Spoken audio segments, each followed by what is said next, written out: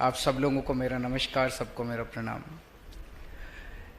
अभी हम लोगों ने पूरा स्कूल घूमा, बहुत ही शानदार स्कूल बनाया गया है। सबसे पहले मैं पीडब्ल्यूडी के उन सभी इंजीनियर्स और अधिकारियों को बहुत बहुत बधाई देना चाहता हूं जिन्होंने इतना शानदार स्कूल बनाया। उस कॉन्ट्रैक्टर को बधाई देना चाहता हूं जिसने इतना शानदार स्कूल बनाया। और मैं देख रहा हूं कि स्कूल को बनाने वाले आर्किटेक्ट चौहान साहब बिल्कुल पीछे बैठे हुए हैं। आपको भी बहुत बहुत बधाई चौहान साहब, इतना अच्छा स्कूल और डिज़ाइन करने के लिए बच्चों के लिए। जैसा अभी आतिशी जी ने बताया कि ये स्कूल 1985 में बना था। 1985 से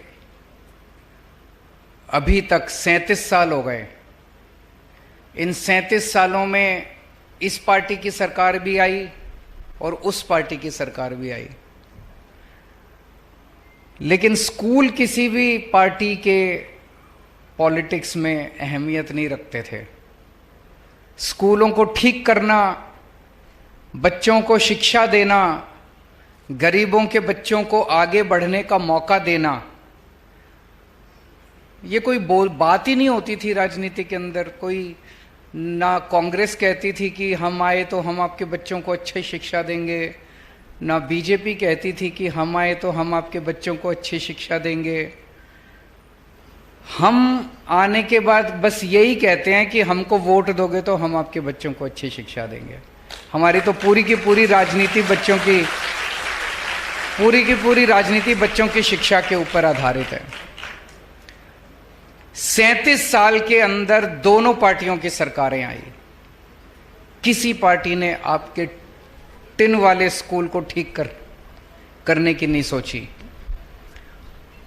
लेकिन कहते हैं कि हम तो केवल वो हैं, मीन्स हैं, ऊपर वाला करवाता है।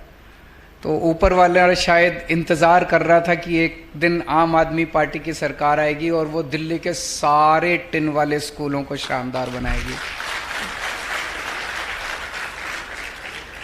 केवल आपका नहीं, दिल्ली के अंदर जितने टिन वाले स्कूल थे, सारे टिन वाले स्कूलों को तोड़ के और शानदार इसी तरह की बिल्डिंग्स बनाई जा रही हैं।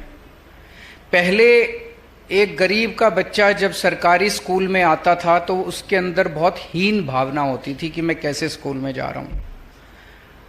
उसी घर के अंदर, एक ही घर के अंदर मैंने पहले राजनीति में आने के पहले हम भी एनजीओ में काम करते थे, झुग्गी झोपड़ियों में काम किया करते थे लोगों के साथ। एक ही घर के अंदर एक बेटी है, एक बेटा है।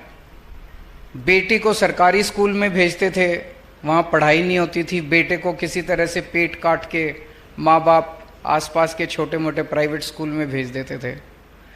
उसी के अंदर हीन भावना रहती थी बेटी के अंदर कि मैं तो बेकार के स्कूल में जा रहा हूँ। उसे लगता ही नहीं था कि मैं कोई पढ़ाई लिखाई कर रही हूँ। बस ये था इतनी पढ़ जाएगी, 8वीं 10वीं 12वीं पढ़ जाएगी, फिर शादी कर देंगे। लेकिन अब जिस किस्म के सरकारी स्कूल बन के तैयार हो रहे हैं, ये बच्चों को एक अच्छा भविष्य देने जा रहे हैं।